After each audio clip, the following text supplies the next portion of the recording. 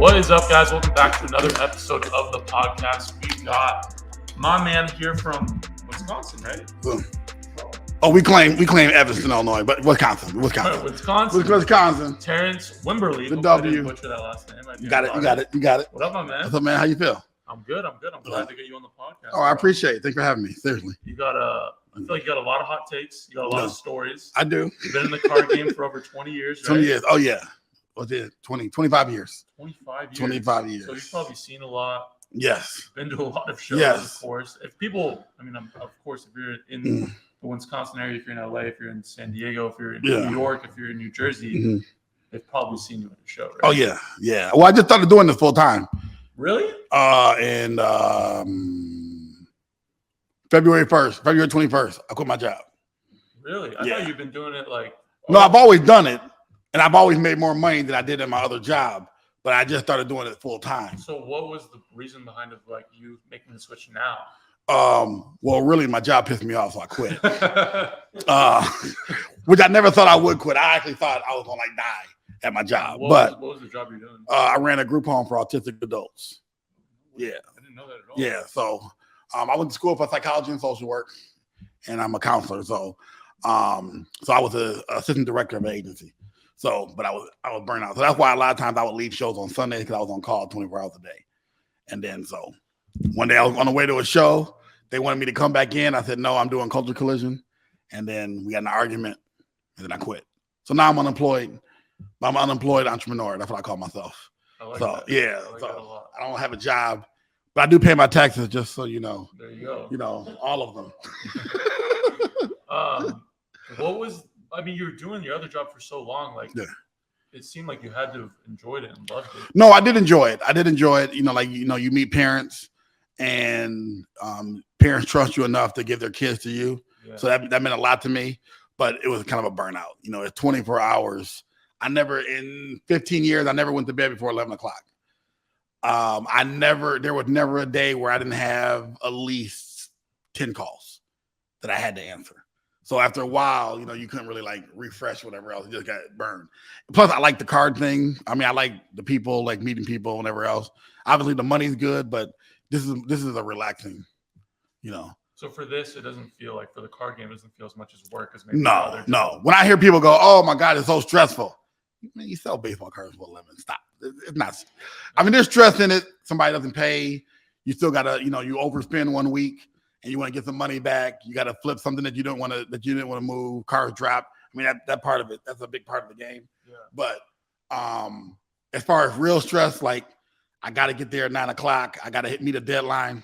That's why you see most car guys are happy. Yeah. Except for those old guys. Old heads. Yeah, the old heads, they mad at something. But but most people who are doing pretty good in the game, be able to support your family or do what you want to do. Whether you want to you do this just to buy a Rolex or you do this just to pay your bills. This is probably the easiest thing to do. So. And when did you start in cards exactly? I started when I was like 13. A card shop used to pay us. I'm gonna date myself now. Card shop used to pay us to go get the Dwight Gooden rookies, and we would drive around the area get Dwight Gooden rookies. He would give us $5 per Dwight Gooden rookie. So we find a Dwight Gooden rookie. If we bought it for $1, we got $5. So I would do that. When I got to school, when I got to college, a guy paid me to run his card shop, and then I got serious into it. So you were managing the card shop while you're in college. Yeah. So what was that like? Much different because back then, if you had $200, you were like the king of the world. Or if you had I think a Mano rookie was back then might have been $1,000, $2,000 maybe. That's crazy. Yeah. There's always stories like that. And it's at that time, do people realize I think this is going to be a good investment, or is it just more based off of that's a really expensive car? I think some people thought it would be an investment, but nothing like this. I talk about this all the time. I believe that the invention of social media and young people getting into the game changed everything. Because now if you just live in Chicago, you can only sell to people in Chicago. Yeah. So in Chicago, there's 10 people that might be able to buy a Mano rookie. Let's say in LA, there's 10 people. But now with social media, you can get it to you can sell it to everybody. If you don't mind shipping, then and playing that, taking that risk or whatever, you can sell it globally. Obviously the pandemic helped everything too, but right now this is kind of like the best time to ever be in the hobby that I can remember. Yeah. Do you think also like buyers outside of the US, like that helps too? Like yes, huge market in the Philippines and China. Yes, and I think like with the like I just started doing the Instagram thing in the last 3 or 4 months. You're and I can on see Facebook, by the way. Facebook is for old people. Post on Facebook though. Facebook is for old people. So you 40 or over, that's for Facebook, Instagram. But no, I do believe Facebook, those Facebook groups allow you to sell cars quicker. Yeah. I think most of you guys all made it on Facebook somehow. I actually got on Facebook late, I feel like. Oh, really? Yeah. I knew about it for the last year, but that wasn't like my main source of like finding deals or selling. Yeah. Until over the last like maybe like 5 or 6 months, I've used it way more. Okay. My main thing used to be Instagram, but it's weird because now you're jumping on Instagram. Yes. And now I'm kind of going back. Now I haven't sold on Instagram, although I did mess up. I had a card that I sold on Facebook, and then I looked at my Instagram. Someone texted me and offered me double what I sold it. And I didn't even. I was sad. I actually texted the guy. Was it like a big number card, or it was like 25,000 to 50. I sold it for 25. He offered me 50. So on Facebook, you got a $25,000 offer. I put it on. I took it, and you got a $50,000 on Instagram. And this was like 3 years ago. So at that time, 25,000 was the most I've ever spent both on a card. Yeah. So after I got 25, I was talking about I'm going to buy me like a McLaren. I already had the money spent. I'm gonna get me a Rolex. I thought I was the king of the world. And then just the other day, I'm looking at DMs and there was like 500 missed. So I'm going down through it, and they said, "Do you still have the Kobe, LeBron, Carmelo, Jordan auto? Quad auto. I'll pay 50." I got sad. I got any message from back? No, I said, "Man, I'm sorry, I didn't see this." I wish I it was like it was 2 years ago. It was 2 years ago. He probably like, and he probably been to shows like, "You dummy," But so now I do answer my DMs now, or I think that's what they call it. Yeah. So I answer them now. So do you enjoy like buying and selling online versus at shows? I sell very little online. Very little. I'm late. One, I'm lazy.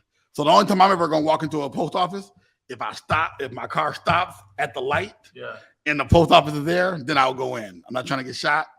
I know what's name. I don't do post office. I don't mail. Really?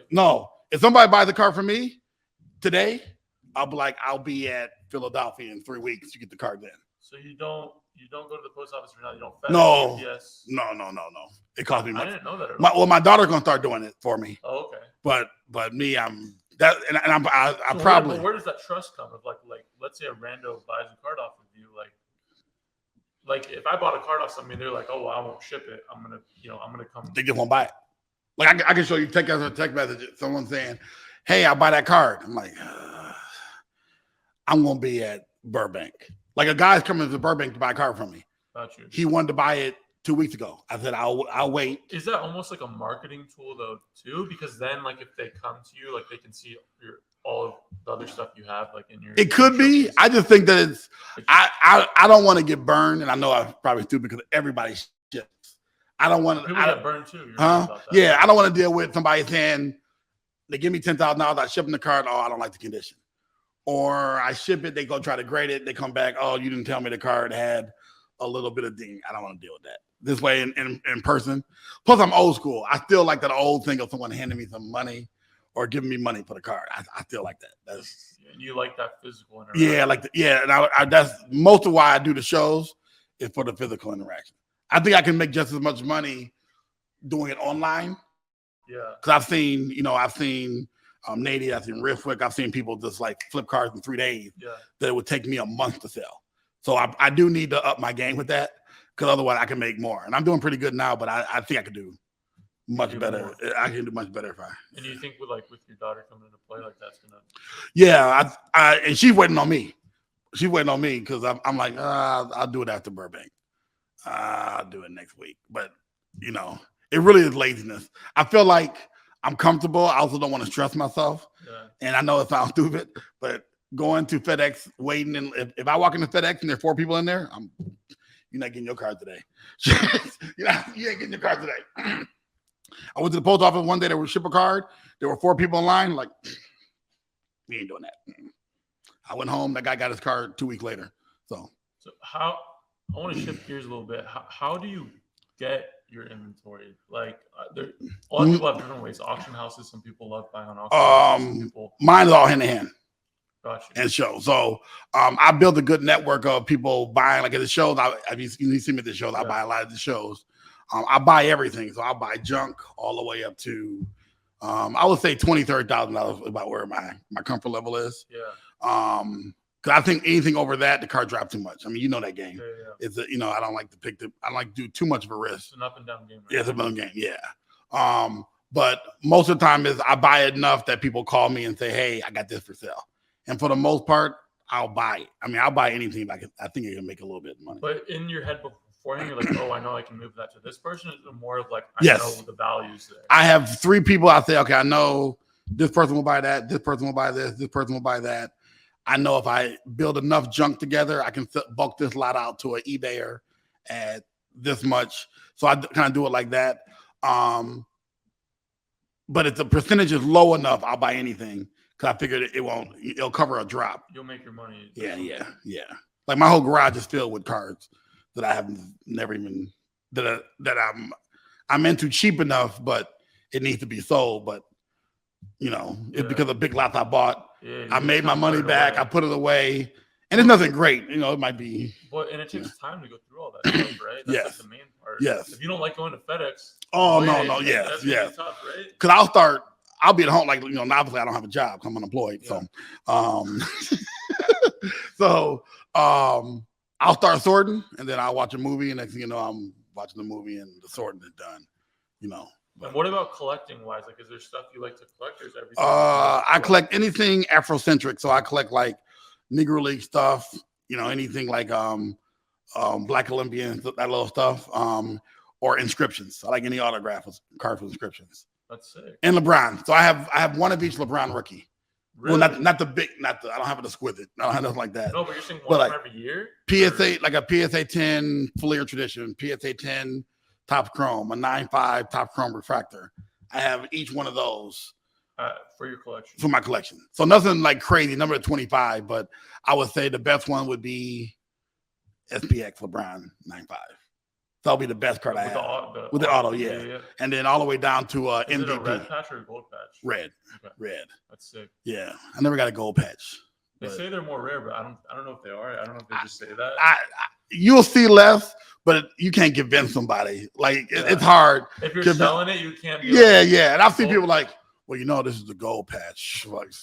Like, okay, he didn't wear it, so I don't want to hear it. Yeah. I personally would not pay more. Yeah. I wouldn't. So, and I hope I'm not dogging anybody's card tomorrow. No. When somebody brings me the orange, I heard you said that it wasn't rare. It wasn't, but I don't. But I think I've seen.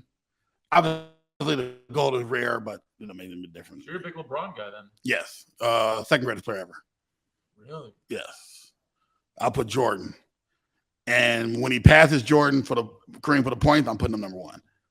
I feel like we have too many LeBron people on this podcast. Well, here's the thing too. But see, my ranking for LeBron is different than just basketball. You're talking about the social aspect. I believe that when you get to that level, you got to be social. I think you get to that level, you got to speak out, whatever else. And I have a problem with Jordan not doing that. I think he could have. So that's why I like Kareem. At the same time, wasn't Jordan's whole thing was like he's focused on basketball? I don't know exactly what it was. What was his? To hear me tell it, I believe Jordan was focused on. He was getting he was the first to get that McDonald's money, railback batteries. He was doing Haynes information. You can't do that and be political. You are never going to see LeBron on a railback battery, because he spoke, because he spoke too much. So, but nowadays with Instagram, social media, he doesn't really need that money. I think if Jordan came back now, I think Jordan would speak out. Because you can make money different. I think it's like a different time, right? Yeah. Whereas now it's almost cool in a way to be. Yes. Like 100%. Because like 5 years ago, everyone hated Kaepernick. 2 years later, he's even like a guy like Muhammad Ali, right?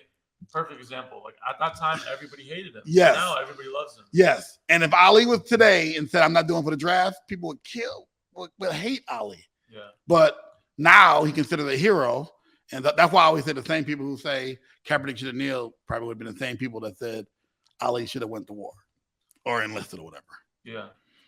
I mean, the whole Kaepernick, I remember I was going to, I don't know if I was in like middle school or high school at the time and all that stuff was going down. And when he did it, I was watching it with my son. I said, he will never play another NFL game after they definitely exiled him. Oh, 100%. Yeah, I think he won. He won a lawsuit because they had a video. They had a tape of them saying they wouldn't put him back on the team.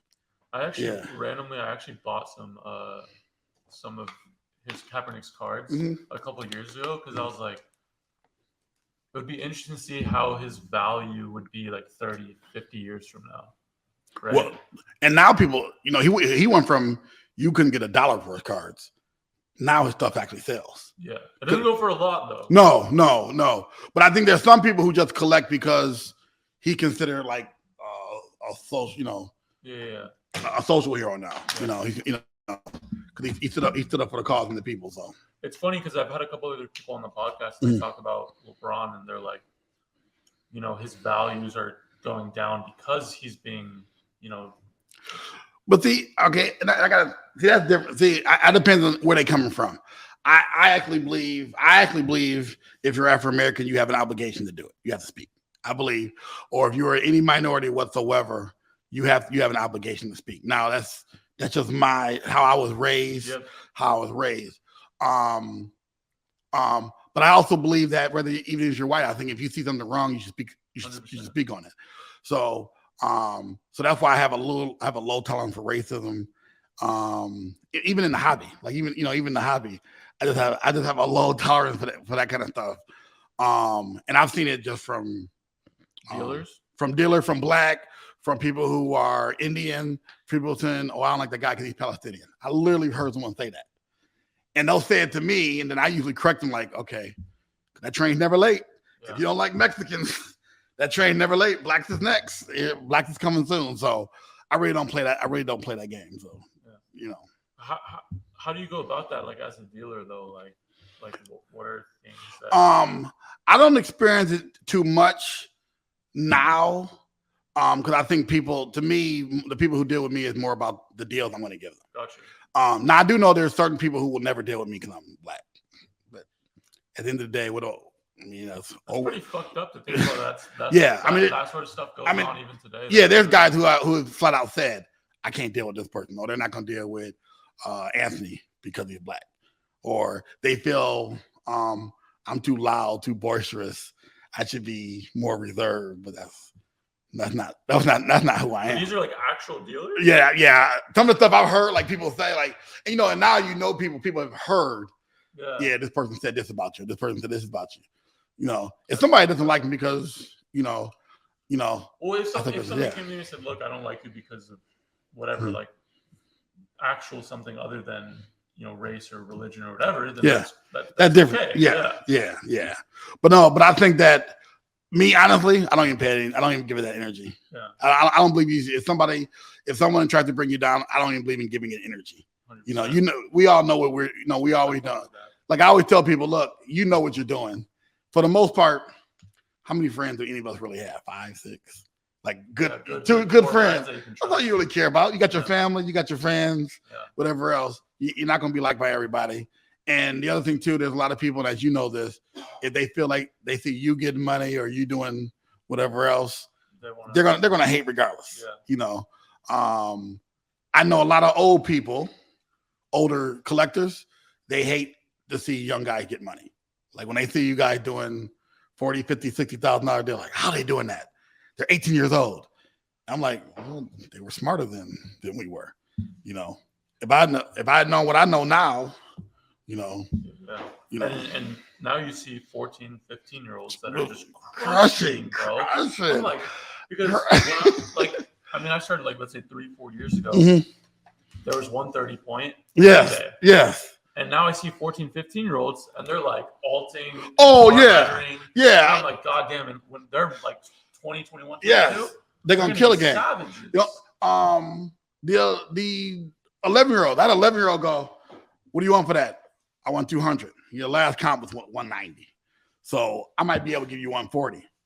Like, how old are you, 11? I'm like, but I couldn't knock the hustle because he's there to make money. And at 11-year-old, he figure out this is a good avenue to make money, or I don't know what you need to buy at 11. Shoes, a PlayStation, some candy. I mean, the candy. That's what I wanted. You know, maybe some Star Wars figures and shit. Did you ever, like, I know you said your daughter's getting into it. Like, did you ever want the rest of your family to come to the business with you? Is that a goal of yours? I regret not getting my son into it because my son's in college now for music. Okay. And he's always talking about, I need money. He's in Orlando where there's a decent market. He could probably flip a little bit, just enough to get whatever he wants to spend his money on. Whatever 20-year-olds spending money on. I don't know. Food, whatever they do. But I ain't gonna put his business out there. But whatever he wants to spend his money on. But now it's easy for him to make. And he even said that to me, man, I should have learned this because it really is not hard to do. You know, something goes for $200, you buy it for $150, you sell it for $175, you make $25. Yeah, it's not a secret to it. Now I don't know how you know that little wax thing y'all do where y'all buy it for like $75,000, flip it for $77. I'm like, why would I? That's not enough profit for me. But if you do that 100 times, and that's kind of like how I do it. I'm not trying to kill on cards, but if I can make 10 to 15, 5% a card and do that 1,000 times in a month, you know. But again, that's why not everybody can do it because there's so much work that goes into it, right? Yes. It's not like something like where people think, oh, I just bought a card for $2,000, I sold it for $30. No, it doesn't work like that. No. And I think that's the problem. People buy a card and they don't want to give any room. Like some people just don't want to give room at all. Yeah. Which I get it. You want to be that last person, you know. But I would say like 90% of the time, you're not that last person that gets the biggest game. 100%. 100%. It's like 10% where you get lucky on that one. Yeah, they used to say, "Oh, if you bought it on the auction house, that's the collector." No, it's not. Even the people who buy on auction houses, they go like you. When you buy on auction houses, a lot of times you're thinking, "Okay, I can make this for more," because nothing on auction house goes what it really should. Now it doesn't, right? Because no, there's so many auctions ending at one time. You're going to get deals. Yes, it just is what it is. I mean, I'm sure you even probably somebody probably bought a card from the auction house, may have sold it to you, and you thought it was a good deal from what you. Yeah, and I don't even mind that. Like, you know, I know 2 or 3 people who buy stuff in the auction house, bring it to me, sold it to me is 10, 15, 20, 30% higher. To me is what I feel I can get, what I know I can get at the show. Yes. I know I can get a Jordan at an auction. It doesn't matter what goes in the auction house. I know what I can sell a Derek Jeter this for.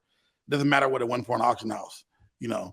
So to me, there's 2 markets. There's the online market, which I personally believe nothing goes as well as it could be. So like when somebody comes, like let's say you have a card, right? Mm-hmm. And somebody's like, well, and it's a nice card. Like let's say it's a $10,000, $15,000 card. And they go, hey, the last 3 comps was, let's say 10,000, 10,000, 9,000. Like how much do you consider comps on a more higher end card? Let's say somebody bring me a $10,000 card. If it's not a GOAT, I would like to be at 70%. No one wants to do that. So I just pass on it. Yeah. But if it's a GOAT, if you're talking about a $10,000 Jordan, LeBron, $10,000, whoever's hot, let's say, let him go, whoever's hot at the time. Someone brings you a $10,000 Herbert, I don't know anybody who's not going to buy it. A good, you buy it for 80% because you know you can. Football's so liquid. Football's so liquid right now. It's beautiful. But some things you just can't. You know, like some cards I don't believe you should buy. Like they're like I don't believe you should buy Mike Piazza ever.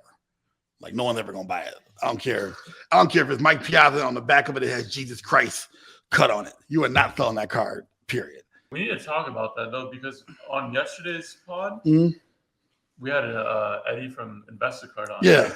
And their whole team was trashing. It's disgusting. As a whole. The burger's solid. I mean, it's all right. Well, I had it for the first time after eating. My first class meal. I have a first class breakfast. Yeah. Usually when I eat In-N-Out Burger, I just flew into LA. I'm starving. And I'm like, this is the best thing ever. I'm like, I don't want to talk to nobody. I just want to enjoy this burger. Tell the people. You're going to tell them about In-N-Out. Okay. In-N-Out? Okay, if y'all listening, y'all make a good burger. All right. but y'all fries taste like sadness. All right. All right. You gotta Straight get up. at the right time. No, there's no way. No. Okay. All right. We've all dated. Whatever you date, men, women, whatever you date. We all had a breakup. All right. You ever been broke up before? Mm-hmm. Okay. You remember that moment? You ever break up with somebody who you didn't want to break up with? Yes. Okay. She breaks up with you. There's that moment where you're feeling she doesn't love me and she's going to be with somebody else. That's how we think. That's how In-N-Out fries taste. That moment when she left you and she left your house. That's it. You ever had a dog die? No. If my dog or a died, pet I'd be died, very sad. or a pet died, your goldfish. Remember your kid, your goldfish? You came home and goldfish was floating? Yeah. That's how it felt when I put that fry in my mouth. It was that nasty. They don't even try. Then they said, oh, have them animal style. I don't know what the hell that is. You put sauces on it.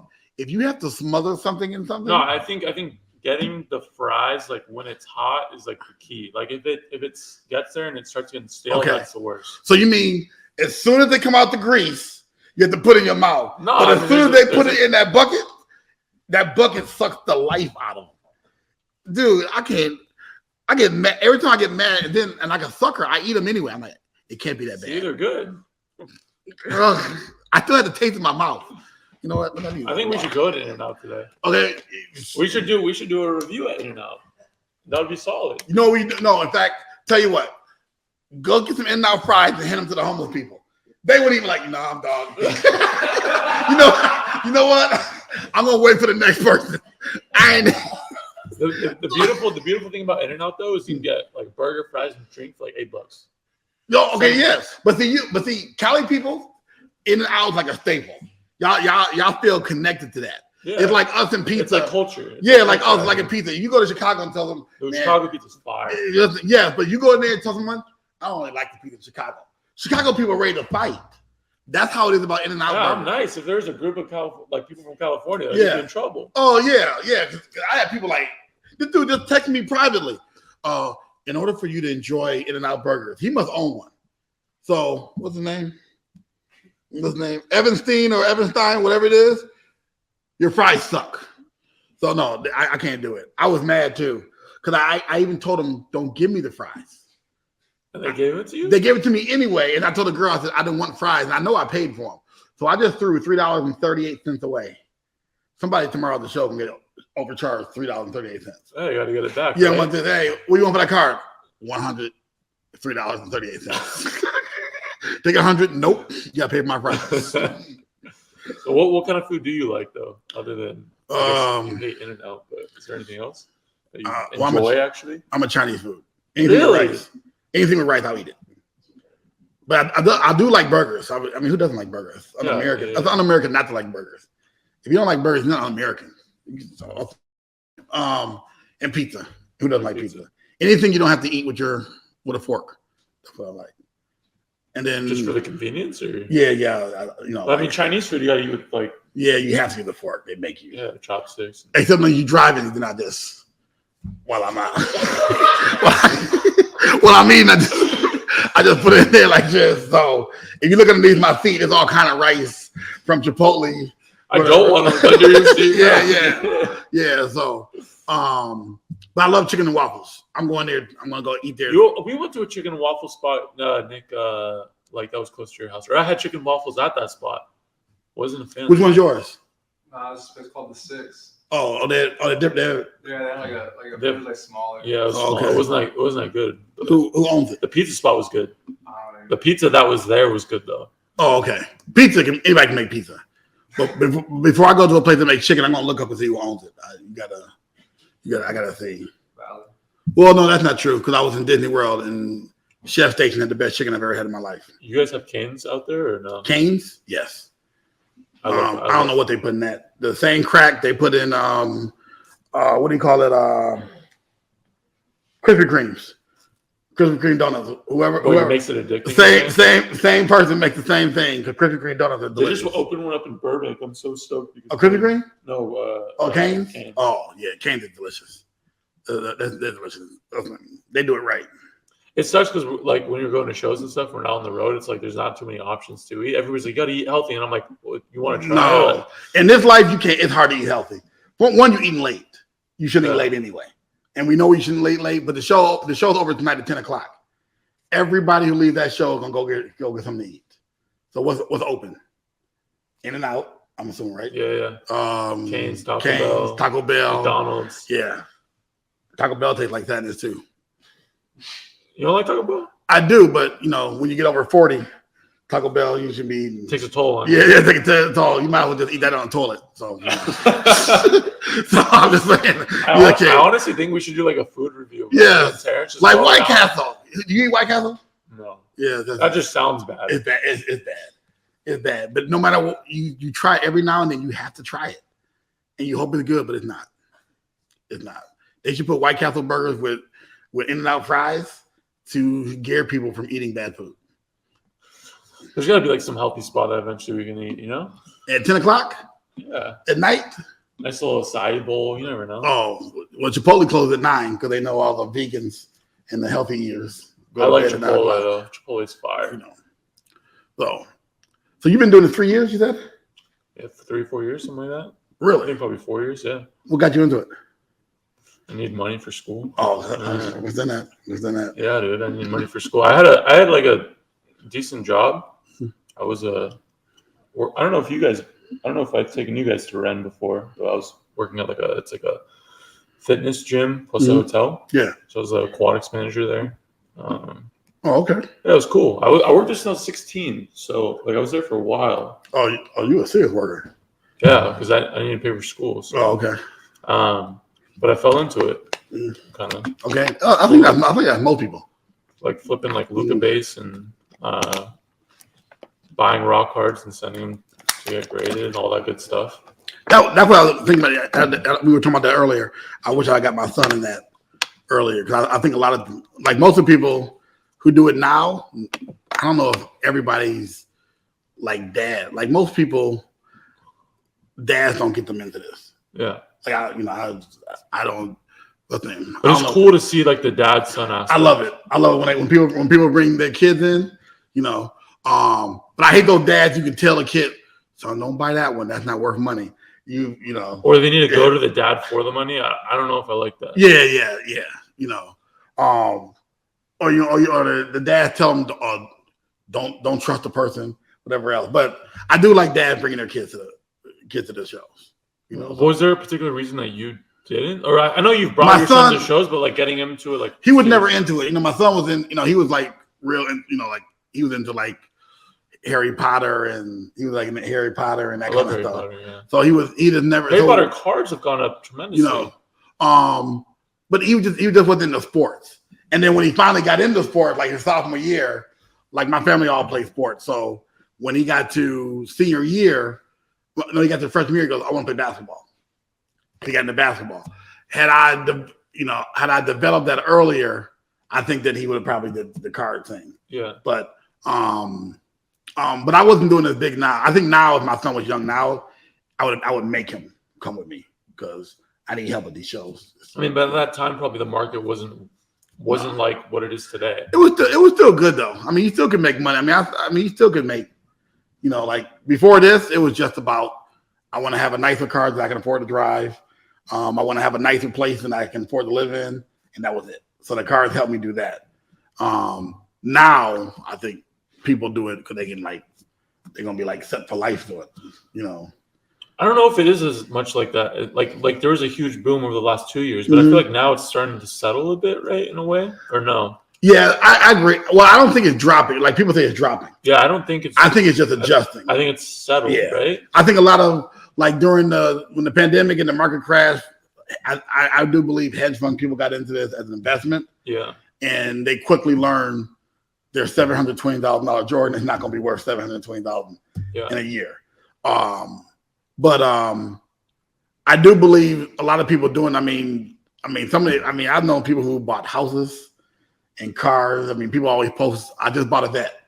Off cars. I only know one person who posted that. No, I can name 3 people. I ain't trying to put them out there, but usually it's people flexing. Yeah. Hey, I just bought a vet. I'm not care about your damn vet. Yeah. But I've seen people like buy houses. I've seen people 5-6 years ago who was on their ass literally have the biggest car shops in the country. You know, if you just think of like anywhere from like Ken Golden, where Ken Golden was 20 years ago to where he's now. I mean, I'm not saying he's always, the Golden family's always done well, but he's killing the game right now. Yeah. That's what I was telling one of my friends the other day. I'm like, auction houses in general are savages because they get their cut off the top. And I have a problem with that. I don't have a problem with that because I don't know where life takes me, and I don't want to be a hater because I don't like telling people how to get their money. But I feel like auction houses are bullies. I feel like they know. Look, if you got an NT Shield of somebody, where are you gonna sell it? You have to go to them, so they can say you have to put it here. If you have a LeBron logo, man, you can't go to the Burbank show or Philly or the Nat. Yeah. At the same time, though, I think social media has changed. Whereas, like, if you build a good network like that, you can move that card. Maybe you won't get those two bidders going after it at the end to get that extra juice. Yeah. But I know there's a lot of sales privately on big cards that are higher than what that same card has gone to in the auction house, right? I mean, that's true. That's true. I just feel like I the other day I posted, I feel like the card shops, I call them the card grinders, the people who do the card shows, the people like us who buy some cards. I believe collectively we're just as powerful as the auction house. Yeah. I think the auction houses kind of take it to the point of we own. You can't question us. You can't say anything to us, whatever. And that's my problem. I feel like everybody can be questioned. We're held to a standard. We have to be honest about comps. We have to be honest about the condition of a card. They have to be honest. And if they're an auction house, market the card the right way. Mm-hmm. If you say I'm going to do this for you and I'm going to make it at a premier auction, make it a premier auction. If you don't, I feel like, like I said, that's an issue, right? Like you said, they're savage. We run the industry, and I think they don't. I think the people who are buying the cards run the industry. The people who buy the $7,000 cards are us. So to me, we have just as I've always believed that sellers don't respect buyers. I've always said that. I've never felt that sellers feel like, oh, he's buying a car for me, he's less than me. That's not true. To me, they're even more important because I wouldn't be able to get that money, do that here, whatever. We wouldn't be none of that if it wasn't for the sellers. I think dealers need to respect, and I feel like auction houses feel like when they take your card, we're doing you a service. No, I'm making you money at the top. If Heritage, Golden, Robert Edwards, whoever the auction house is, if they take your cards, it's a mutually beneficial thing. You're getting money, they're getting money, you're helping each other. Yeah. So let's try to get the best money possible. But when they take a point of, like you just said, they're savage. They get their money. As soon as you hand their card, they make money. That's why they want to get more inventory of cards because also it probably helps their evaluation too, right? Yes, 100%. Because in their defense, where else? Manning with that 9.5 sold, the 9.5 Mantle sold whatever, 20-something million, whatever. Did that sell yet, or is it still running? The 9.5 Mantle? It's sold. What did it sell for? It was all under 10 million. Okay, so let's say 10 million. They got 10 million for a card that there's a safe avenue of you pay. What do you think their percent off that was? Because I don't know how Heritage works. 5%. 5% for sure. Yeah, and that's why I feel like they are savages. Yeah, and I hate 5% off this, and I try not to be a hater. I really, but I'm like, man, they made 5%, and they just put it on each. Yeah, I think it still might be running too. Yeah, it's this weekend. But I say that because I never know. Like I said, if my money get right and I can buy, and one day if I can buy Heritage, I'll be the same person. Like hey, give me your card. I can. Well, do you do that though? Do you consign in a way for some cards and stuff? No, because I feel like I said I'm old school. I feel like you want to own everything. I'm short-sighted. Yeah, I'm short-sighted because I have so much stuff that I can probably generate into money. Yeah, but I should. But if I ever get lucky and pull a logo shield of whoever, Mahomes, or do a deal, I would use an auction house because it's the easiest way to make sure you get your money, you get paid. Yeah. You know, if you do it on, like you said, you do it on Facebook, how many deals have been people backed out of? I've heard 100 deals that people go, okay, I'm going to pay you $100,000 on Friday. Something happens on Friday, or you talk to your friend, hey, I just bought this car for 100. Oh man, I wouldn't buy that. That's a $60K card. That's a $60K card. Now you lost. With the auction house, you don't have to deal with that.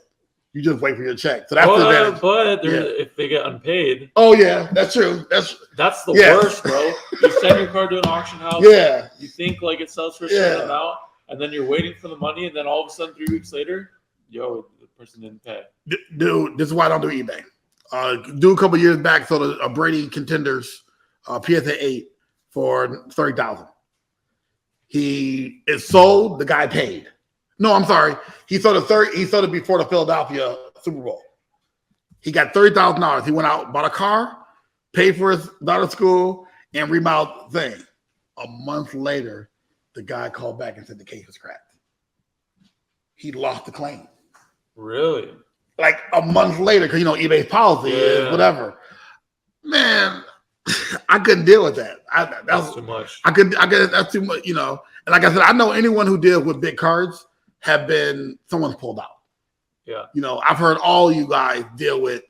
Man, this guy told me he's gonna pay for the card today, or he ghosted me, or he didn't call. He didn't call back. Yeah. You call him and say, "Hey, today's the day you were gonna pay me that $30,000." I ain't got it. So no, I can't. That's kind of why I'm a little not nervous. I like doing it face to face. Or that's also the reason why I don't buy those big stupid cars like that too. Well, and it's cool with the whole traveling aspect because you got to go see different places and do. That's what I love about the most. Because I didn't travel much further, and so for your job, right? It was all one location, right? It was all one location. I mean, we went to Florida and San Diego for our client trips, but aside from that, you didn't really get a chance to see it. So now when I travel, I usually stay a couple of days. So like on Monday, I'm taking the train back to Chicago. Wait, you're taking a train? I'm buying a cabin, and I'm going to take the train from LA to Chicago. Really? I'm not kidding. How long does that take? 2 days. 2 days. 4 people told me, "Are you out your mind?" Is there a shower in there? Or? Yeah. Oh yeah. I'm fly first class, so I'm not gonna be with the common folks out there in the thing in the seat sleeping. No. I'm gonna buy a cabin, and then just see. I don't know. They said bisons. I never even seen a bison. Me neither. I don't think they have buffalo burgers. I've eaten a buffalo burger, but I've never seen one. Yeah. So they said you can go and you see and you stop and you see a little small town. So something else. Otherwise, I would be like, I would go down to Laguna Beach and stay on the beach, vibe, and then pay $75 for a hot dog and a hamburger over there. I just figured something different. So one of my homies, he's been like traveling all over the United States and just like chilling and like he has like a Volkswagen, like an old Volkswagen, right? So he's just cruising around. It's good. It's a vibe. Like I want to do that. Like I don't know when I'm gonna do it, but like in my lifetime, I want to just do it for like 3 months. Just go travel. I love it. I love going to cities, and I love just going place to place. I went to Boston. I stayed 3 days in Boston. When I was here in Del Mar, I stayed I think 5 days. 5 days. After a while, it got boring. Yeah. And then I filled up going to the middle of nowhere, right? Like that would. Oh no! I'm black. I'm not gonna go anywhere. I need people. I need. If something jump off, I need to be able to run into a 7-Eleven for safety. If you out in Nebraska, I'm not saying the middle of nowhere, but like Yosemite and like places like that. Oh, I want to see an L. I need to see a Lexus and an L because I know when you see a Lexus, the person's safe. That's the thing. But I want to do the Grand Canyon or something like that. Yeah, but that's safe. There's people and police, but I'm not going to rural Nevada in some small town. Yeah, no. And end up disappeared. That doesn't seem too much fun. But Yosemite and places like that, I think it's sick.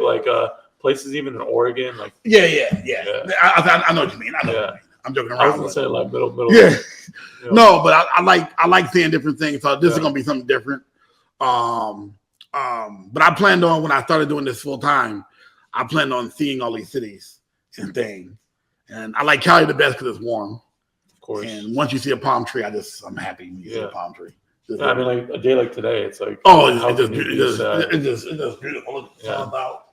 Plus, people in California some of them are happy. You know, when you get to like Philadelphia, everybody's mad and angry. Bro, Atlantic City, bro. That's probably you know how like in Batman they have the guy's trying to burn the city down.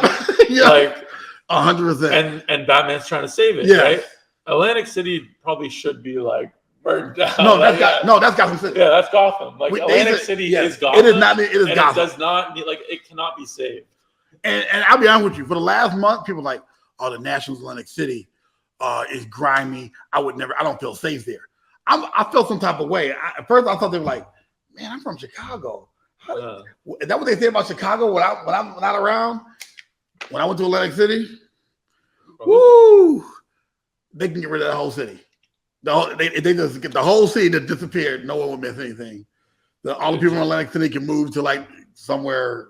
That's that place. I hope they never have a national there again. I think they announced that it's not going to be there anymore, something like that. I think so. I think the new group that's coming in. Chicago's going to be next year. Two Chicagos I heard. Chicago, Cleveland. And then hopefully maybe one out here. What I've heard is that they don't believe the East Coast people would come here.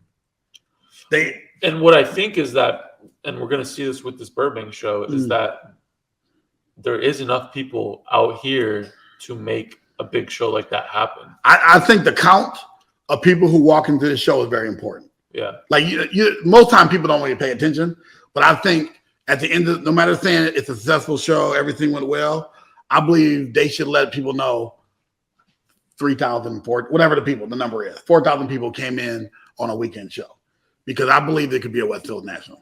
I mean, it's expensive out here. I mean, you gotta. And that's one of the things that we were talking about amongst ourselves. Is like, look, getting a table's not cheap. Getting the flight over, not cheap. Hotel, not cheap. But if the experience of the show becomes national-esque, where you can transact and make good deals, then the 100%. Cost is going to be worth it. Because hotel is hotel. Like, depending on who you are, everyone's going to stay where you feel you can afford or you feel comfortable. But I think the flights to California are more expensive anywhere else. I think. 100%. But once you're here, Atlantic City was expensive. That food was expensive. I mean, I don't know. It wasn't even that good of food. No, it was just, man. I mean, unless you went to the chains. I mean, you went to the Sugar Factory or. We went to a couple of restaurants together, right? Yeah. I mean, a steakhouse is a steakhouse. I mean, for the most part, you got a 5-star chef cooking. But when you got to be careful what corner you're walking on and all that sort of stuff. Like the dude almost got kidnapped. I don't know. They found him.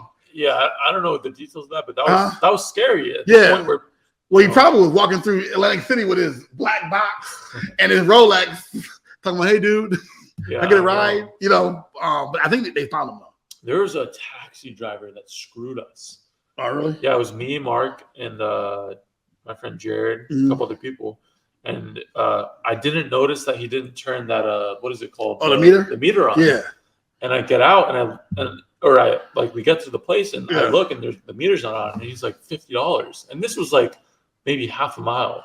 Oh, hell no. And I was like, because it'll probably cap 13. Yeah. That's actually a law. They said in Atlantic City there's like a max like price. And he's like, no, Friday nights it's different. And Marco went off on it and shit, and it was funny. But he wouldn't have got that 50. Well, no, he would have. Because then you call the police, now you got to deal with all that drama. We had to be somewhere. Yeah. Honestly, if I had time and we had time, it probably would have been different. We were just like, what the fuck? So I mean, that wasn't fun either. But in terms of the show, though, it was a really, really good show. No, the show was good. I mean, it was no internet, so you didn't buy the internet? Huh? Well, no, I had AT&T. All these people with the cricket phones and these burner phones they be walking around with, they were struggling. But not about the internet. I was okay. Okay. But no, I got burned once. It wasn't acting right, and one guy from Boston. He cooked you? Oh yeah. He got me for about $2,300. So I told him at the end of the show, I said, just you owe me $2,300. What did he say? He's like, oh well, what's the last comp? The last comp was the last comp. I said, no big deal. If $2,300 worth, you never deal with me again. It is what it is. What did he say? You're like, oh, well, when you come back to Boston, I'll take care of you. No, you want to give me $2,300. I don't want $10 off my next deal. Yeah. I want $2,300. But aside from that, aside from the internet, I know people are struggling with the internet. I think personally, if you come to the National, spend the $80 for the that was kind of bogus that they charged $80. I didn't like it before I got it, but once I got it, I was like, that was the best $80 best I spent in my life. Yeah. Plus, 95% of the people in this hobby lie about cops. Yeah. And sometimes there's two types of hobby lies. My car went for this when it really didn't. That's a hobby lie. I don't care. I don't There's some people now that even like put a screenshot of the comp. Oh yeah, that's my favorite. They crop out like the other comp. Yeah. I'm like, bro, that's my savage. favorite. Yeah, feel like a bad way, but here's the comp. How about show me on real eBay? I always tell people because I really only use eBay comps. Unless it's a rare card, then if you want to show me what golden sold for. Yeah. But I don't. If someone showed me an alt comp, like people come up and say, on alt, your card went for, stop. Keep it moving. And is that from the aspect of you think, let's say a card sold on alt just went for cheap because there wasn't that many eyes on it? I think alt is not at a place yet where they have enough international builders, total builders, big money. I feel like alt, and I think I told Sheik this, it is us buying there. We're buying something that we can resell. Yeah, they need serious. Now they have some good sales. LeBron, the Ultimate went. I think the what was that card? No, that's the Trevor Lawrence Black. That sold on alt, right? Yeah, that was an awesome sale for PSA 6. That was an awesome sale. That card. Somebody said, "Oh, it would went more on PWC." I don't believe so. I believe whoever wanted to buy that card is going to buy that. The two people who wanted that card were bidding on that card. It would have went 160 no matter what. But I feel like right now, and I think alt will get there. I think 5 years from now, same thing long time ago. Long time ago, people used to laugh at golden. You can steal stuff on golden and reflip it. But I think they're not there yet. But a lot of times you'll have a Tiger Woods SPL Authentic Rookie 9.5, sells 15,000. On alt, it's say for 12, a guy will come up and say, hey, it's over 12. Well, if you know it's a $15 card, you just say, no, it's, I just tell people, yeah, I'm the one who won it. Like if I have a card, if I have the card, yeah, that was a good deal. I won it. So I know what I won it for. I'm talking about with D1 diving because I would have never expected that. No, a long time ago I did gymnastics. Yeah, and then I joined diving to learn grace and that type of thing. And then diving is hit. So I did sophomore year. And I got a scholarship to Western Illinois University for diving. It wasn't a real scholarship. It was like $1,000. So it wasn't like a full. It wasn't a full ride. No, I think I earned by my junior year. I earned like for diving. For diving, you don't really get the full ride unless you like Olympic. Yeah. So I got like my school was like $7,000, so it wasn't like a lot of money. So I got like $3,000 for it. $3,000.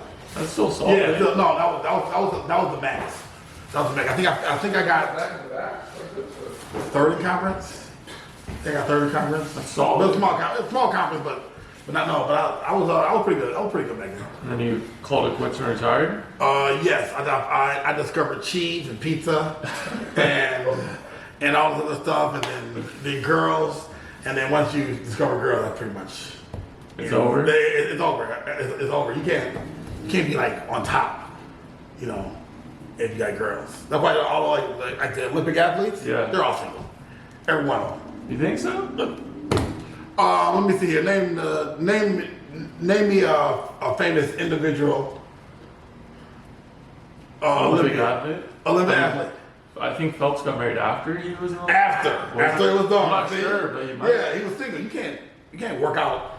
You can't swim that fast with a girl saying, "Don't go to practice. Just come stay with me." You can't do that. So. I also feel like though, in like business though, like I feel like people either like are single or they have like really like strong like companion. It's like I feel like if you have like a. Oh, I agree with that. Yeah. I think you gotta have a. I do believe you gotta have a good woman. It helps to have a good woman by your side to kind of get you to where you're going. Some people don't have that, but I think if you get like a power couple that like Jay-Z, Beyonce, well they were both rich beforehand, That is true. I mean, technically they need to, but like the Russell Simmons. You even look at like LeBron's girl, like I'm pretty sure they met in high school, right? Yeah, 100%. That she's a big part of, you know. So I know a lot of people was hating one day. They said, "Oh, LeBron's been with that girl from day one," which is the other thing I like LeBron too. You know, no scandals. So That is true. He doesn't have. it's hard, and now you cannot go anywhere without a scandal. There's social media. You can't go. That means he's never been to a strip club. Because if he went to a strip club, there would be pictures. Yeah. He's never. I mean, like just us man. So that's why. What's up? We were talking before the camera came on about Bronny. Yeah. What do you think? I think he'll be drafted by the Lakers. Second pick. I already think the deal's in place. Second pick or second round? Second round. I mean, you never know where he's coming. He's still got to play 2 more years of high school ball. Yeah. And he worked out with his dad, and from what he was 3 years ago to where he is now, he's holding his own with some of the best, whatever D1 players. But he will be, if he's anywhere decent, I think the Lakers will draft him. That's super interesting. Yeah. Because people are kind of high on his younger brother right now too. He's better. His younger brother's better. If you just watch basketball, I've seen it too. He looks like he has more of a natural feel for the game. Yeah. I mean, obviously their fathers, they're both athletes. So, Yeah. I mean, they were dunking at like 14. So. Yeah. But I think he'll be drafted, and I believe that the Lakers would, if LeBron's still here, I believe that the Lakers would carry out his dream so he can play with his son 1 year. Well, I think with like LeBron just signed a 2-year deal with the Lakers now, extension. And then how old is Bronny? Well, they said that by the end of his contract, Bronny will be able to like enter the NBA. Okay, so he'll play So 1 you year. said you lined it up. I don't know. Okay. I don't know how that works right now. Can you go? You Well, went to the G League, right? Oh yeah, that's right. You go to the G League shit out of high school. Yeah, but I mean, like, honestly, I don't think you really. I mean, like, if he's 16, you really can't evaluate somebody until they're like 18. Like saying, like you hear like Curry wasn't even on people's radar until he's 18. That's the crazy part. Is like there's so much hype with Bronny right now. Like you kind of feel bad for him in a way. Yes. For his like development. Like nobody cared about Curry until it's probably junior year, and all of a sudden they're like, okay, he can shoot, he can dribble, and then next thing you know, he's. But look, who's Davis? As good as that's what I'm like saying. Is it like bad or good to have like a lot of these young players have this much hype and you know what I mean? Well, now the kids are the age when the NBA players' sons are starting to come up, like Cole Anthony, Greg Anthony. I know Ron Harper Jr. Even Carmelo's son, I think he's like 14. He's starting to come up. Yeah. I think next year, but it's too much pressure. I mean, imagine being LeBron James' son. And you're in LA. And LA. And your dad plays in LA. Yeah. And then every time he has a bad game, somebody like But I'm sure he talked about it. I hope he makes it. I mean, I'm rooting for him. I just root for anybody to make it. I try not to be a hater, but that's too much pressure. That's way too much pressure. I honestly feel like I couldn't handle it. Especially again, like your dad's playing for LA, you're in LA, like they're like you're gonna be a Laker, and it's a lot. And he's like 17 or something like that. 17. 17. And then he's on SportsCenter at 17. Like literally, the number 1 player in the country last year had no videos online, but Bronny had like 10 on SportsCenter. And he's like a part of FaZe now too. Like a lot of shit going on. I mean, that's crazy. I don't think I can handle that at all. But I think LeBron playing 4 more years. Well, I'm a hardcore Laker fan. It's tough right now, bro. It's tough to be a Lakers fan. Right well, they just got Beverly. I think that was a terrible trade. You traded the supposed like young guy like piece. What killed me is last year they could have got the world for him. Yeah, now they traded him from Beverly. And they added Stanley Johnson's the deal. Like, it's a deal. But I think they said they got a deal for Turner and Hill. Did they? For Westbrook.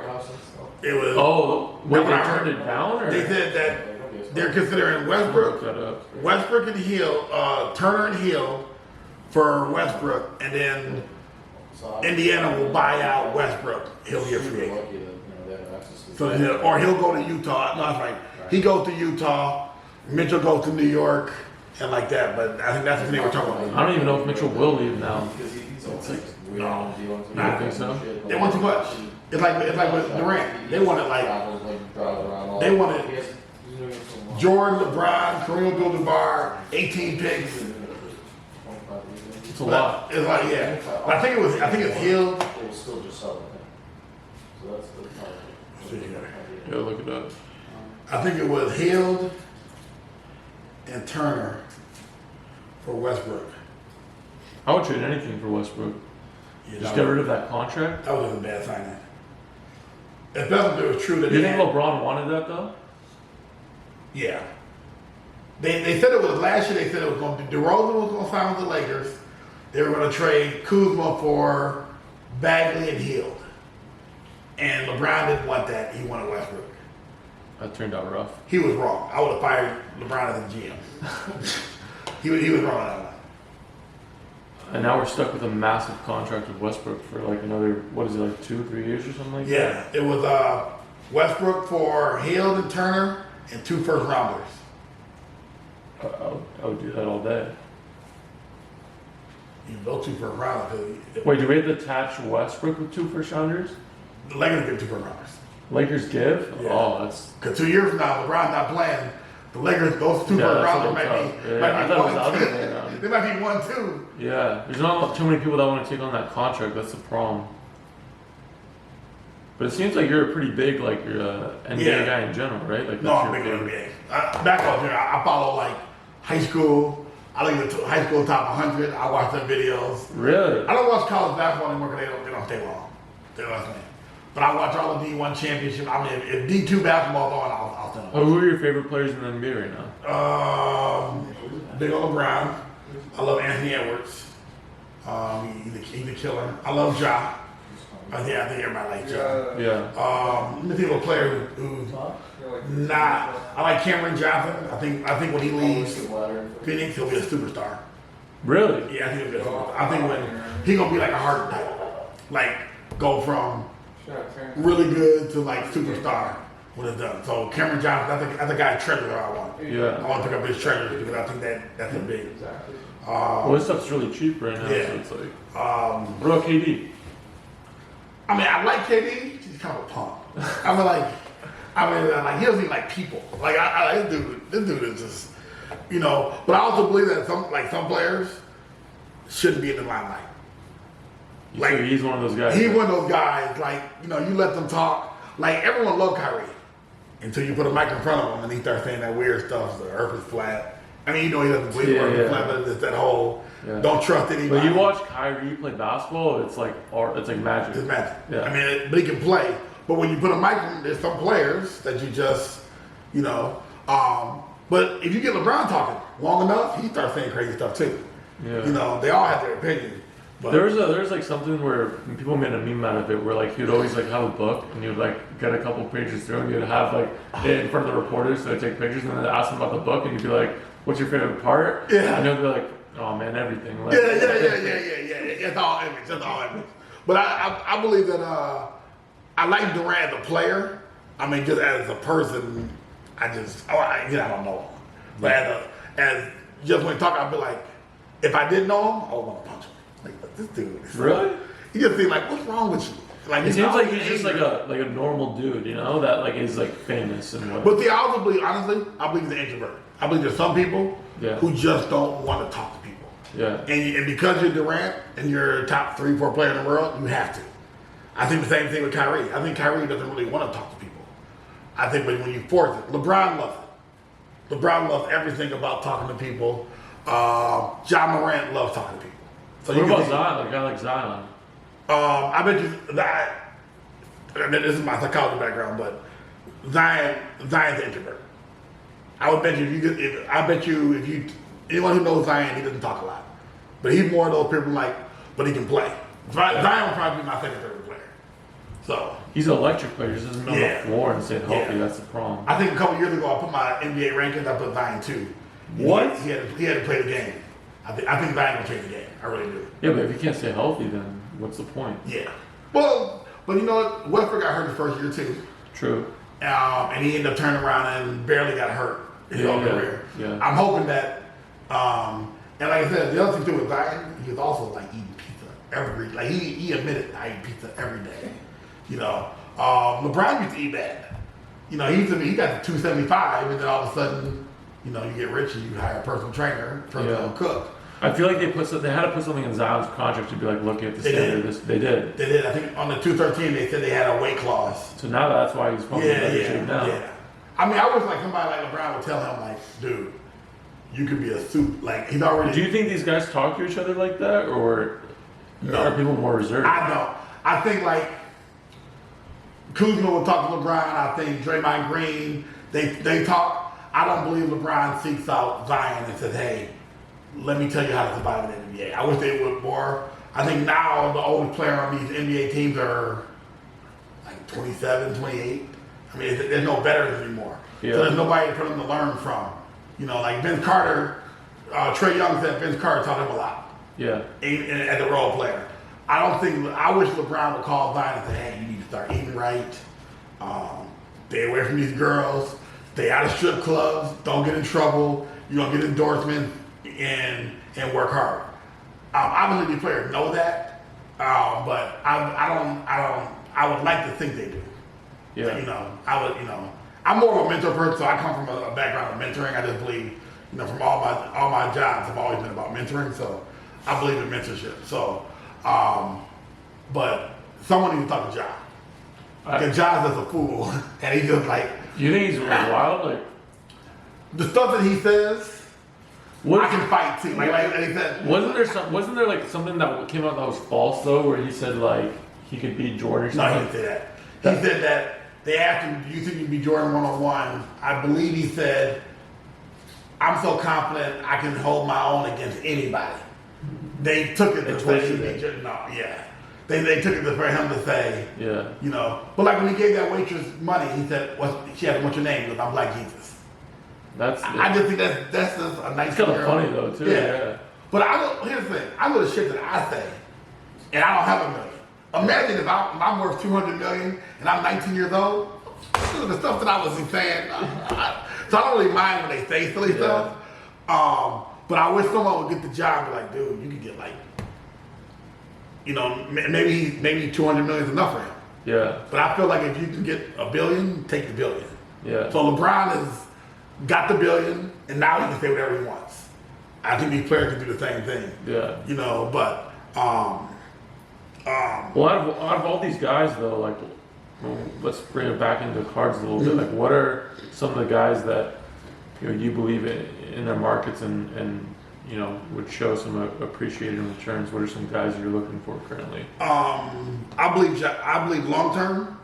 Obviously, everyone knows Luka's an investment, but I think Ja's an investment. Like some people don't like Ja at all, but I think when they were giving Golden State the business before he got hurt. Yeah. Like I'm not gonna say they would have won that game, maybe Golden State experience, but they were giving them all they could handle before Ja got hurt.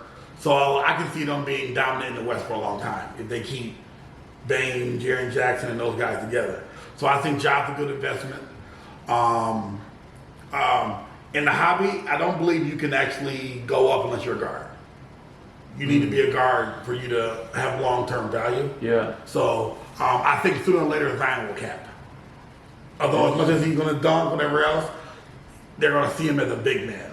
Well, I feel like people are investing, flipping, collecting, whatever you want to call it, in him because of the anticipation of his return. Oh yeah, because the first game he comes back, he'll score 25, and then people will be like, "See, told you." And you're gonna have the haters out there saying, "I hope he gets hurt." Because who just got hurt? Oh, Tatis just got caught. Oh, Tatis stuff literally went down like what, 70%? Yeah, but then what killed me is that these people are like, "See, haha." I don't think you should ever root against anybody in this hobby. Yeah. Because we need that for money. We all lost money. Yeah. Every box of 2016, 18, 17, 18 went down because the teeth is in it. Yeah. People lost millions, like hundreds and hundreds of thousands. Overnight. Just because it's out 80 games. 80 games. So like his card market. Yeah. When Zion went down, people were like, "Oh yeah, Zane, Case of the Prism bottomed when he got hurt." It's all right now. It was Ja. I mean, is there anybody else in that class? Ja. I think it's Ja. for Jaws Allen. That's the two players that. And the two I can think of. I can't give it up. Yeah, I mean, like we're definitely missing some guys. Yeah, I mean, we're missing players, but if you think about that class, that's 2019 draft class, right? Yes. Yeah. But when you think about Luka's class, you go Shea, Tatum, Trey, Luka. Tatum's in 2017. Well, Lonzo Ball. So Luka was with Trey. Luka and Trey together. Oh, Jonathan Mitchell was in 2017 17. So that's like a deep class. But the Zion class, it's those two players. As long as we're not missing anybody, then yeah. Jaren Jackson? No, he's in 2018. RJ. Cam Reddish fat, pretty much playing that. He's gonna be a journeyman. Yeah. But when all those people are rooting against Zion, like, oh, I don't have any Zion. Well, you didn't have Zion, you couldn't afford the Zion. Yeah. I mean, the root against them to get hurt, you're really hurting the hobby. Trying to think of anybody else. I mean, obviously Luka's name. Trey doesn't sell no matter what he does. Trey used to sell really well. I think, if they have a really good season, I think his stuff can get hot again. I hope so. I mean, because that man can score 50. And his stuff's pretty cheap. And his stuff is cheap. Like, he does. If Luka scored 50, his car would quadruple for that week.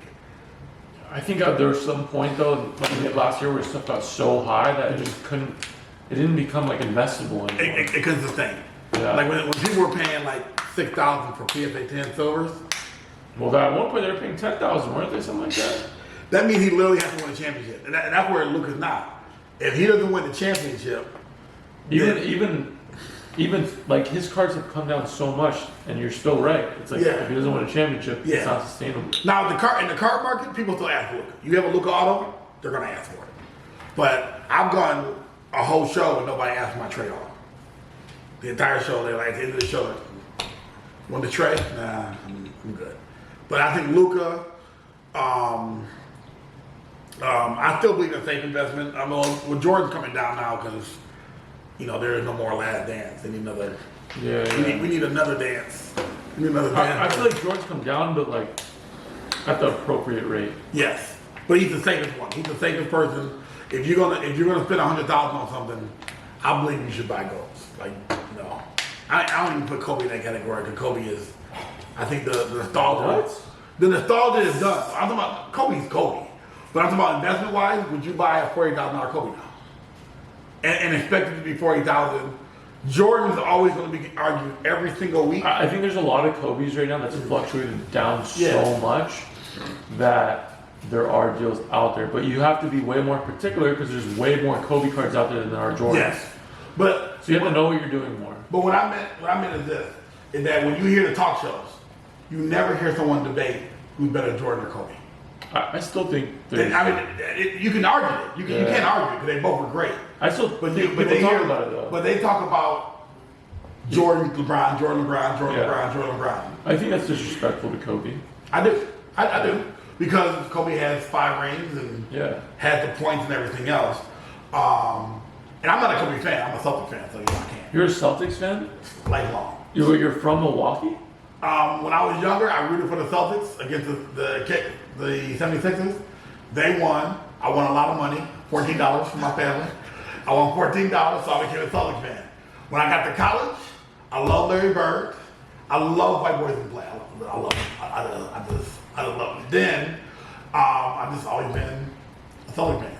So, you can't like the Lakers and like the Celtics. Just the way you became a Celtics fan is just... Yeah, when you ride your team, you just ride it out. I can't stand the Bulls. I was the only person I can't stand the Bulls. So you went? Did you go to any of the playoff games last year? Watch the Celtics play? I went to the Game 7 with Nady and Rifwick. Against Milwaukee. Against Milwaukee. It was Game 7. You saw the Celtics. I was courtside, by the way, because that's how I roll. Wow. But I'll tell you this though. So we sit in courtside, and Rifwick and Nady, they've been in a courtside game. Their phones are ready. So Adam Silver's walking through, and he's coming up. I'm like, and I'm not one of those people. If Jordan walked by, I'm like, hey, what's up, Jordan? I wouldn't be one of those people like, oh my God, if I could talk to him, I would love to talk to Jordan about whatever. Adam Silver come here, I was like a fan. I'm like straightening my stuff up. I'm like, get my shit right. Like, okay. And then he stops. Nate takes a picture. I get a picture. And then he picture. And because I was courtside, he must have assumed I was somebody big. He's like, you ready? I'm like, hold on. Hold on a second. I was stumbling. I couldn't get my phone right. And I was sitting there like, I'll get you when you come back. And when he walked out, he didn't come back. He walked out. So I didn't get any picture. So the one picture I would have wanted was with Adam Silver, because I would have told all my friends, you know, Adam Silver had been talking to me about what we should do with the game. But no, we went to the game. They wore a Bucks uniform, so I thought I was going to have to fight because, you know, this is Boston. They take that serious. I'm like, damn, I have to fight. Yeah, they don't play games. Yeah, I have to fight my own Celtics fans. Yeah. You know, but Ripper could handle it. Nate. I was telling Nate to run and get help. Nate, run and get help. Go get somebody. But they lost. And then it was like the best feeling ever. It was like Nate, Ripper, and Josh just had some In-N-Out fries, and they were sitting on the side like this. It was the most beautiful picture ever. I didn't see that. It's on my Instagram. All of them looking sad. That might be the thumbnail. And here's the funny. Nate and Rickwick caught an Uber all the way across town to buy a Bucks jersey so they can wear it at the game. And they probably paid like $100, $150 for each jersey. Still lost. That's yeah. That's when you know you're rich. Yeah, you know you're rich. No, we gonna buy a jersey. Catch an Uber, go buy a jersey, come to the game, sit courtside. At the end of the game when they're walking out, people didn't care. They're like, oh, Bucks jerseys. They're like looking down on us. Yeah, when they walked in, like, how dare you? We're gonna win. At the end of the game, just like, hey, I'm sorry. You know why? You know. So yeah, but that was actually my first time actually going to Boston. Really? So yeah, so I was mad that Navy duped me because I gave him a budget of $100,000. It was 17. So Navy, when you watch this, you still owe me $700 for my flights. I told him 700. Although it was nice sitting courtside, 1,700. It's a lot, bro. Yeah, and my feet weren't on the floor. It was like poor man's courtside. Oh, okay. It was like in a tunnel. It wasn't like if I was on the floor next to Beyonce and Denzel and Jack Nicholson, that's different. Yeah. I was next to some accountant. Yeah. You know, that type of thing. So still courtside. Let's end it here with a couple.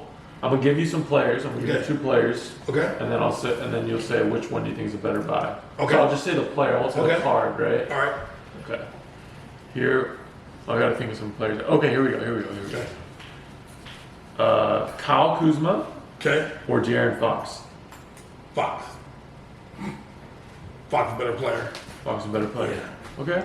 Kuzma needs a system to be effective. Okay. I would go Luka or Zion. Again, this is better buy. Better buy. Zion. Okay. Luka's maxed. Okay. He's maxed out. Trey or Ja. Ja. I think Ja can be. Even though Trey's cheaper than Ja, I think Ja will be multiple MVPs easily. Wow. I think he's gonna. If Chris Paul can jump, that's not. That's Ja. That's Ja Morant. Curry or Kevin Durant. Curry. Nobody likes Durant. And Curry's like perfect. But Durant stuff is so cheap. It is cheap, but a better buy long term. You know that people don't ask for Durant. That's true. You put a card. No matter even if the Curry's overpriced, right now they don't. people still even they they ain't gonna pay it. They still will. We want for the Curry $10,000. Okay, I don't want it, but at least ask. You have a Durant in there with $100 price tag. They'd be like, Durant Chrome Refractor 1,000. Dig 8. Oh, last time was 4,000. 850.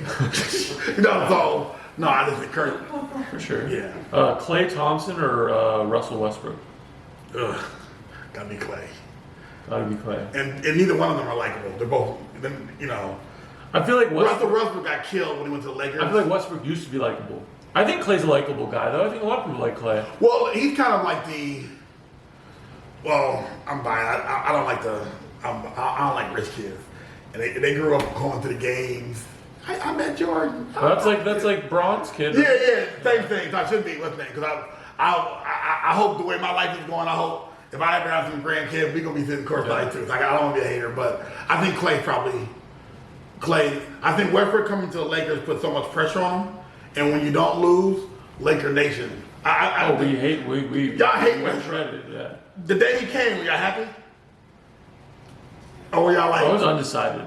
Okay, but like after the fourth game, you're like, man, this punk. Man, I went to a game and he was turning over the ball, like couldn't get close to the rim when he shot. Like it was so bad. Yeah. People in the arena were like, every time he went up and he looked like he was gonna shoot, they go nervous. So I don't know. I'm rooting for him. I hope I'm a Lakers fan at my core. I hope he has an amazing I think he season. won't be a Laker before the season starts. Yeah, It seems like they're trying very hard to get rid of him. And he's starting to talk like he wants out. Yeah, I do my own thing. I'm Russell Westbrook, you know. Yeah. So, and he's from LA. That's what kind of sad too. That is sad. It's kind of like Paul Pierce. He's from LA, but he's a Celtics guy. He's the punk. I hate him too. I saw him one time at an event. Oh, He seemed cool. Yeah. Last one. Okay. Patrick Beverly or Taylor Horton Tucker. Horton Tucker. Because at least you'll get $5 for Horton Tucker. You won't be able. No, for 1 week. Watch tomorrow at the show. Somebody gonna have a Patrick Beverly auto. We want for that 1,000. Because you know he just signed with the Lakers. Dude, that card comp last was $10. Yeah, but you know LeBron said that. What's that? Yeah, so I would go with Horton Tucker. He's 25, and to me Beverly was never any good. Gotcha. Good thing. Well, it's a good spot to end it, Terrance. Man, I appreciate it, bro. That was sick. Yo, if you're watching on YouTube, make sure you like and subscribe. If you're listening on Spotify or Apple Podcasts, make sure to leave a positive review, and I'll see you guys very, very soon. Again, Terrance, thank you so much. Where can people find you on Instagram and Facebook? Terrance Twism, TerRance, Twism, TWISM, Cool. and also Lot Chasers. So There you go. Appreciate it, guys. See you. Thank you.